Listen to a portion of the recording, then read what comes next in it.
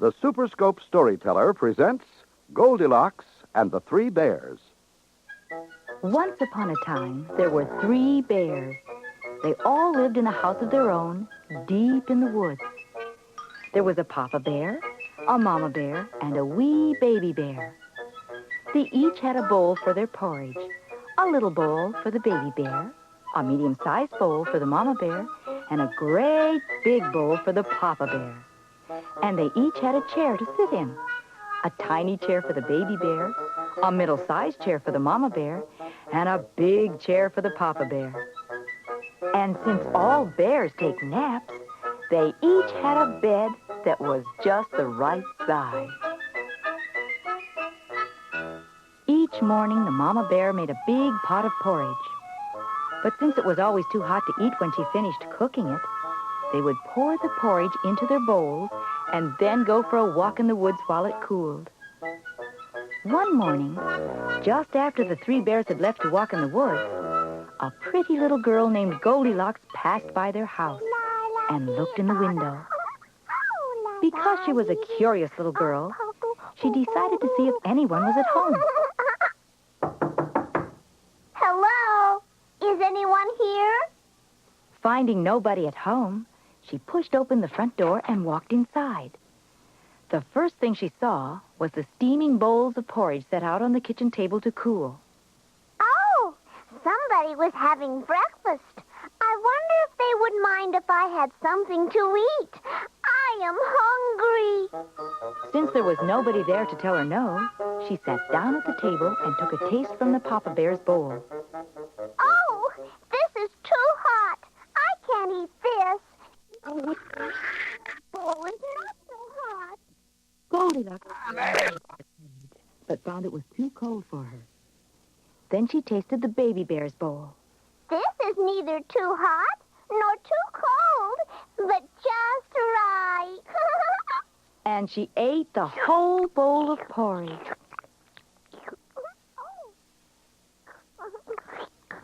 When Goldilocks had finished eating the little bear's porridge, she decided to rest. She walked into the next room and sat in the papa bear's chair. This chair is too hard. I think the middle-sized chair would be more comfortable. And so she sat in the mama bear's chair, but found it was much too soft, and she sank way down in the cushions. Then she tried the baby bear's chair. It felt just right. It was not too hard or too soft. As soon as she sat down, the chair gave way with a loud crack, and she fell to the floor. Ow! Well, it wasn't a very nice chair anyway. Goldilocks was still tired, so she decided to look for a place to take a nap. She climbed the stairs. The first room she looked in had a great big bed. This was where the papa bear slept. Goldilocks climbed on the bed. This is much too hard. I could never sleep on this bed. So she went into the next room where the mama bear slept. She thought this would be a better bed for a nap, so she took off her shoes and laid down.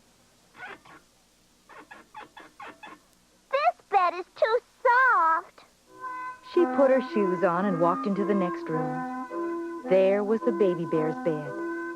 When she tried the little bed, it was just right.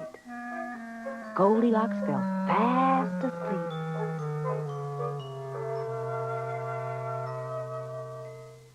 By this time, the 3 bears thought their porridge would be cool enough to eat, and so they returned to their house. Goldilocks had left the spoon right in the middle of the papa bear's bowl. When he saw this, he was very surprised. Somebody's been eating my porridge. The mama bear also found a spoon in her bowl. Somebody has been eating my porridge, too. The baby bear looked into his bowl. It was empty. Somebody has been eating my porridge, and it is all gone. The papa bear looked around the room and noticed that his chair had been moved. Somebody has been sitting in my chair. The mama bear looked at her chair and saw that the cushions were all smashed down. Somebody has been sitting in my chair, too. Then the baby bear went to his chair. Somebody sat in my chair and broke it to pieces. The papa bear thought there might be a burglar in the house, and so he went up the stairs carrying a big stick. The mama bear and baby bear followed close behind him, with sticks in their hands also. They opened the door to the papa bear's room and saw that the covers were out of place. Look! Somebody has been sleeping in their bed and they messed up the covers. The mama bear had already run to her bedroom and looked inside. Somebody has been in my bed.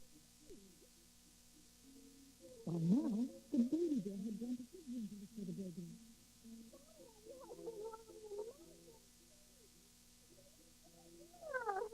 The voice of the baby bear whispered and she gave out a scream. Oh, it's a bear! Help! And with that, she jumped out of the baby bear's bed and ran home as fast as she could. The three bears looked out the window as she ran away. The papa bear began to laugh. So it was only a sleepy little girl and not a burglar. Well, let us go and have our breakfast. I would not have minded her sharing our porridge, but it would have been nicer if she had asked first. That's the right thing to do. Goldilocks never again wandered into places where she did not belong. And from then on, she always asked permission before taking anything that didn't belong to her.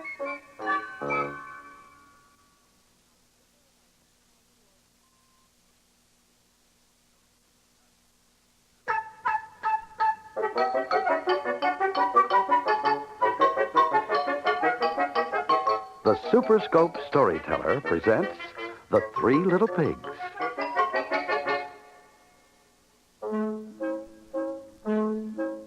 Once upon a time, an old sow had 3 children. She was very poor, and since little pigs eat far more than little boys or girls, she could not keep them. Because of this, she sent them out into the world to seek their fortunes. She divided what money she had between them and urged them to spend it wisely. The first little pig spent his money on toys and candy, and soon it was almost all gone. He met a man with a bundle of straw, and since he needed a house, he bought the straw from the man. He was very happy with the straw house, but then that was all he could afford, since he had foolishly wasted his money. One day, a wolf happened by and knocked on the door of his house. Little pig, let me come in. Not by the hair of my chinny chin chin. Now the wolf was very hungry and mad that the little pig did not open his door. Little pig, you were foolish to hide behind straw. I'll knock your house down with one blow of my paw. I'll huff and I'll puff and I'll blow your house in and eat you right up and your chinny chin chin. But before the wolf could do that, the little pig jumped out of his window and ran as fast as he could. When the wolf got inside his house, all he found were the pig's toys and candy. Now the second little pig was no wiser than his brother. He had spent almost all of his money on new clothes. So when he decided to build a house, all he could buy were some sticks. He was sorry he had spent his money foolishly. One day, he heard a knock at his door. Help! Help! Is someone inside? The wolf's after me, and I've got to hide. You can imagine how surprised he was when he opened the door, and there was his brother, who had run away from the wolf. Come in, my brother, and don't make a sound. I'll lock the door, and we'll never be found.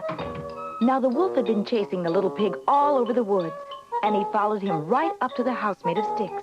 He walked up to the door and disguised his voice as best he could. Fresh garden vegetables, fresh picked today. There's nobody home, so go away. The wolf called out again. Little pigs, please let me come in. Not by the hair of our chinny chin chins. Now the wolf knew that both of the little pigs were inside, and he was very angry. You think you can fool me? I know all your tricks. You'll never be safe in a house made of sticks. I'll huff, and I'll puff, and I'll blow your house in, and eat you right up to your chinny chin chins. And so the wolf huffed and puffed and blew the house right in.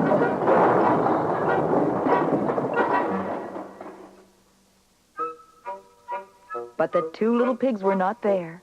They had jumped out the window and escaped. The wolf was so mad that he almost ate the sticks. The two little pigs ran for as long as they could, and when they thought it was safe, they sat down to rest. They were trying to decide what to do when the third little pig came walking by. They were very happy to see him. Hello, my brothers. You look scared to death. The wolf's been chasing us, and we're out of breath. He blew down my straw house. And mine made of sticks. Well, he can't blow mine down since it's made of bricks. And so the third little pig took his two brothers to live with him in his house made of bricks. He had not been so foolish and wasted his money on candy and toys. But no sooner had they gotten safely inside than there was a knock at the door. It was the wolf. Little pigs, won't you let me come in? Not by the hairs of our chinny chin chins. Twice you have fooled me, but never again. I'll huff and I'll puff and I'll blow your house in.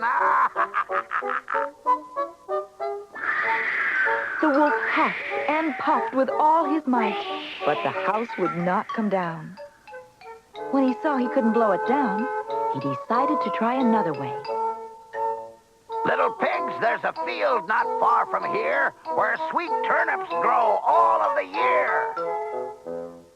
Little pigs love turnips, and so they listened some more. I'll come back tomorrow and we'll all go together at 6 o'clock. Let's hope for good weather.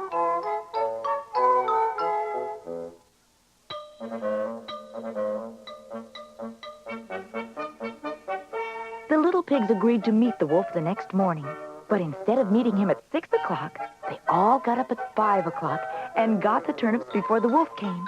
When the wolf did come at 6 o'clock, the little pigs would not come out. Come out, little pigs. It's time that we go. We've already been there, didn't you know? The wolf was very angry. He had been tricked again. He was so mad that he did a foolish thing. He climbed on the roof of the pig's house. I'll climb down their chimney. That's how I'll get in and eat every one of their chinny chin chins. The three little pigs heard the wolf on their roof and knew right away what he was doing. They did not have time to build a fire, but they did have a large pot ready for the wolf when he came sliding down their chimney. He fell right into the pot, and the pigs slammed the lid shut. The three little pigs had caught the wolf, and they danced for joy. Later, they gave the wolf to the zoo, and they were happy that he would never bother them again. The three little pigs had learned their lesson well, and from then on, they spent their money very wisely.